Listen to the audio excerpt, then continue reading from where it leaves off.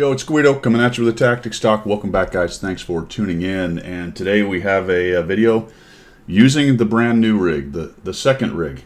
I should have a review on that a little while later for those of you who are interested in the relative specs of the machine. I upgraded a couple things, got a couple things downgraded, ordered some RAM, but we'll go through all that when we get there. Oh boy, knocking stuff over already. This is my fifth take, so I'm just going to leave that in there, as we do around here. So I've picked a good one for the first video. Now if the sound or something's wrong with it, let me know down in the comments and I'll keep working on that. We got to fine tune all the various things that we have going on here in terms of how we're recording and bit rates and all this other crap that I don't really understand very much. But if you see something goofy, let me know. Where was I? All right, squash balls. The reason I wanted to show you this one as the first one is he is going to rock the Casbah here, baby. He's going to have a really good game on Lake Town Dorf Himmels, spawned into the north. And what's really cool about this is we're going to see some good clip management. So for those of you who are Autoloader fanatics or fans, or who are looking to get better at autoloaders, we're going to talk about it. And I'll talk a bit about why I think he did things, and Squash can fill in down below if I'm right or wrong, or he had other ideas. So we've spawned into the north. You can see that he's got a turbo. He has vents, the improved vents and improved vert stab. Very nice. So we're also running Buchti. I think that's what this stuff is, right? Is this the Buchti? I don't know. It doesn't say. I think that's what it is. It's the little sweet rolls that these guys love. No fire extinguisher and not a directive. Interesting that he's not running a fire extinguisher directive, or firefighting directive, I guess it really is. So let's get started. That's what he's got. He's got 24 APCR, 24 heat, and no HE. 2-1 battle. All right, let's do this thing. There are 3 artillery going on each side. And he's going to play this a little bit different than I would. I usually go down into the town, which is not a fantastic idea with this tank. And what he's going to do is he's going to work the middle, knowing that he can flex to the Valley of the Noobs. Whoa. We're just gonna, was that on purpose? I don't think so. Don't know why we drove up and over there, but you know what it got us? It got us this. And this is a little bit surprising right here that nobody spotted him doing this, but if you look at the setup, and this may have had something to do with why he went here, no scouts.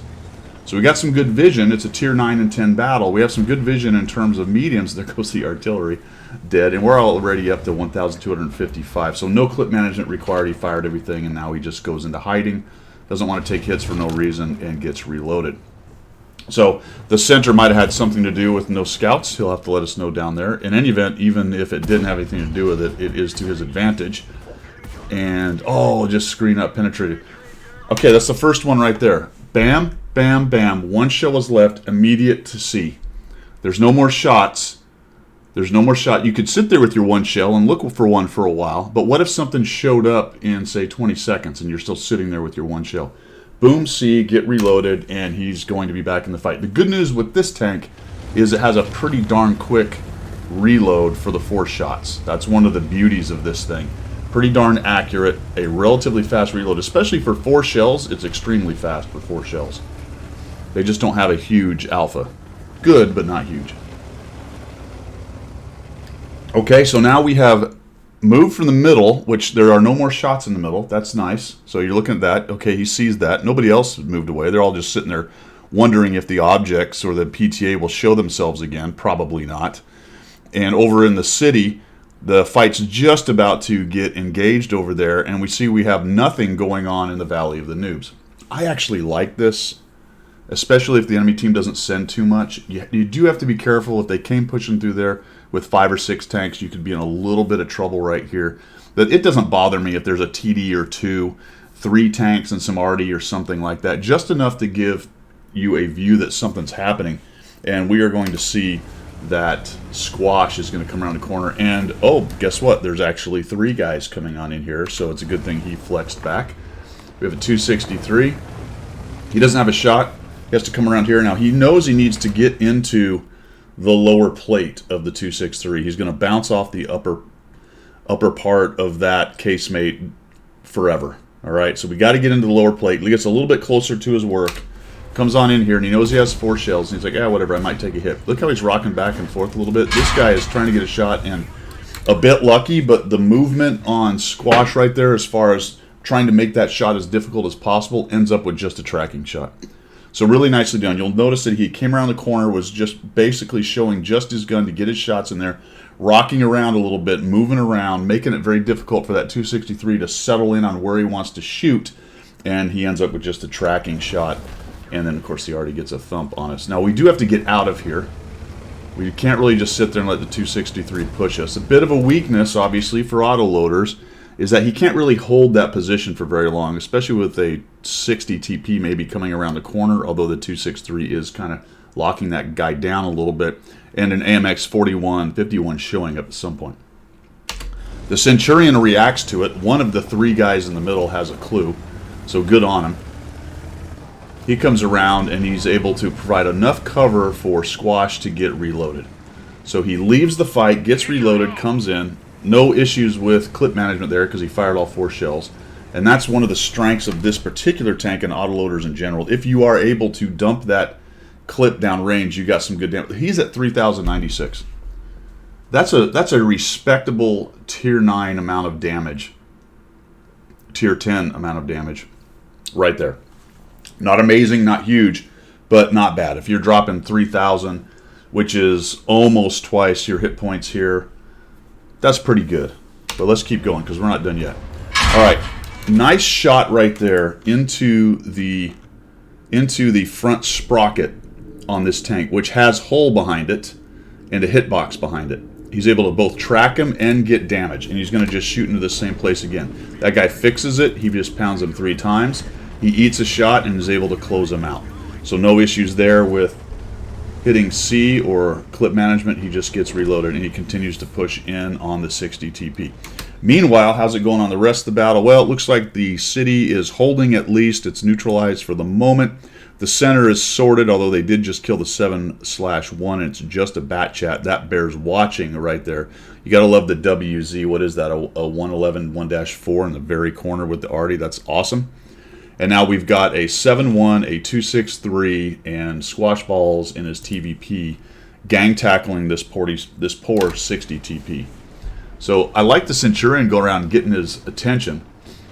Squash isn't quite reloaded. He's waiting. Now he's thinking, is that guy coming at me? I don't know. And then the Centurion's like, yep, all right. And there we go. Centurion may have seen the reloaded thing going on that Squash was pressing right there, telling him how many seconds. But in any event, he decides to go, and he probably, and rightly so, figures Squash will come around with the autoloader. Again with the tracking shot, and again with the hitbox behind it, the hole behind it. Straight through, these angles are great for that, provided it's not so much you're getting auto bounces or issues with pinning. So we shoot 1, 2, 3, and we put a 4th one in and back out. Unfortunately, the Centurion's kind of on his own at this point. He's doing some good work. The 263 joins in on the fun. And with a double tap from them, it puts the 60 TP down to a 1-shot, and Squash can just bail out and say, yep, my work here is done. But it isn't. It isn't. They are winning pretty handily. We're at 5,703 damage, 1,008 assists, and then we notice the MX-30 has broken through on the middle, so use that speed, come back through the Valley of the Noobs, and we're going to close out this poor AMX. Down he goes, and we're up to 2 kills and 6,206. Now, notice that he's not hitting C right here. First of all, he would actually notice that he's pressed number 2. See the blinking going on the heat rounds. That means that the next time he reloads, he's going to go to heat rounds. Why would he want to do that? He only has 3 APCR left, folks. So something to watch. I'd missed that on the first watch through, so that's actually fantastic on his part. Now he's holding the 2 APCR that he has loaded. Why? Because maybe the Leopard PTA is following on the heels of the AMX, and he might get 2 shells into that guy. So watch how long he kind of sorts this out. He goes, okay, did the Leopard come around the corner? No, he's not here. Okay, the fight in the city's going well. This is pretty much a win. Still have to be careful that they don't close out a bunch of near-dead guys down in the city. All right, this is the point in a game where you look at it numbers-wise and go, we got it, but potentially hit points-wise, you're not in great shape, although he's showing 6,500 above. Problem is, he doesn't really know what the status is of all the guys down in the southeast corner. We're coming around looking for the Leopard. So my point there is, if those guys in the southeast close out a bunch of his tanks, say 3 or 4 in a row, this could go back to relatively even. So we do need to be careful. Comes around this corner, he's like, all right, where is this guy? All right, see where he hit it? And he hit C right there. So the Leopard wasn't hot on the heels of the AMX. He wasn't sitting right here kind of looking to snipe. So Squash makes a command decision and hits C to get the reload so that we can start dropping some pain on people again. He is a bit vulnerable right here, unfortunately. And it's interesting to me that he's poking as much as he is. He's kind of looking for where that Leopard is. I think my issue with this particular move, Squash, is if you do get the attention of the Leopard PTA, maybe he pushes you. Now, you got a lot of help, so he probably dies pretty quickly. I don't know. This was a little bit interesting right here. Also, there's a lot going on over here that you didn't really investigate. You got shots on this Leopard PTA who's about to kill your Type 4. You got the 777 over there, and we're really kind of worried about this dude. The thing is, we find him, right, just as we get reloaded. So he doesn't commit. I'm not saying it was necessarily a bad thing at all. He was kind of peeking, poking. He didn't just rage around the corner. So, you know, and he does find this guy, and he drops another full clip into this dude. I don't know if you were thinking... I think what was happening there is he didn't want the guy to sneak around the rock to where he couldn't get all the shells in, but it did ensure that that guy was going to get a shot on him because he didn't have enough shells to close the dude out. A Leopard PTA actually has a relatively long reload overall, so he was able to escape. And this is where I'm talking about right here, man. There's a shot going to come in. These dudes, I think he actually looks at you right now. There you go. This other Leopard just paid attention to you. Thank God the object's not really. He's kind of busy with guys in front of him. But the good news is that this Leopard PTA over there misses. And I think you noticed that, and he backs out. I was like, oh crap, there is a guy over there. So you might have had some shots there earlier, but we're going to close out this PTA, so that ends up working out about as good as you could imagine. The other PTA dies, so no longer an issue. Takes a blind shot. I think I would have just shot both those and moved on. But he doesn't shoot him. He hits C. There's that clip management again, all right? So the other way to do it is, obviously if you shoot everything, clip management is not a requirement because you automatically reload. We saw an example where he hit C because he knew really early because he knew he didn't have any shots coming up. We saw an example of where he held the 2 shots thinking maybe there would be somebody around that corner, and because based on last spots it was very possible he was following up the AMX. Now we see an example of he hits it because he's traveling and he's working his way closer in there, so all that time traveling might as well be used by reloading. Looks like the 777's around the corner. Maybe he's behind that rock right there. And by about the time we get up here and get back into the fight, we're going to be reloaded. So those are 3 great examples of how to do good clip management. So we kind of, the 777's not really paying attention. Now this was an interesting bit right here. So notice the AMX-30 went back to the Valley of the Noobs and killed off our 7-1 and he's full hit points. We have an object 777 over here who's pretty good hit points. He is facing an IS-3 and a WT, and finally this 268 seems to be doing something here. Where's the WZ? The WZ is in the middle.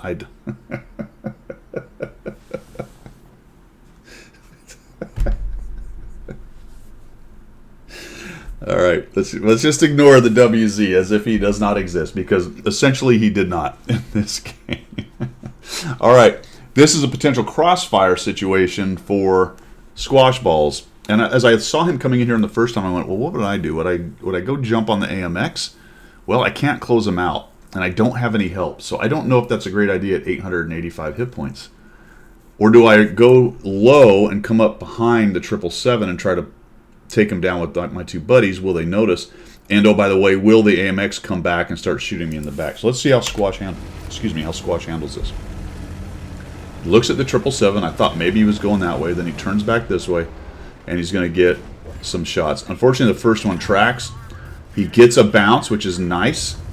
Takes all 4 shots and bails out. Good news is the 777 dies because these guys get a clue and they kind of push in on him. Nicely done. The WZ is slowly trundling along the middle road.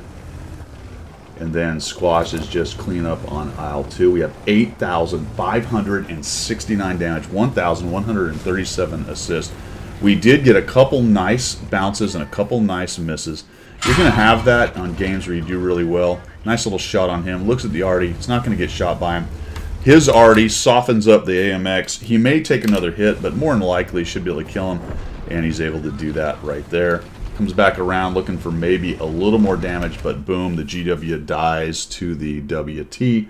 And we are sitting at over 9,083 damage, 1,902 assists, because he gets a nice little bonus on all of the hit points that GW had right there. Very fantastimundo. And a really great game, man. 4 kills. So pay attention to that, folks. Those 3 examples of clip management, you saw an absolute, I would say nearly perfect in my opinion, in terms of clip management and being ready to take shots. I don't think there was any place where I would have necessarily done it very differently, maybe slightly different in timing, but I would be hard-pressed to do any better than what Squash did right there. A great learning environment. So there you go, brand new computer, first video on it. Let me know what you guys think of the quality down there. We'll keep working on it.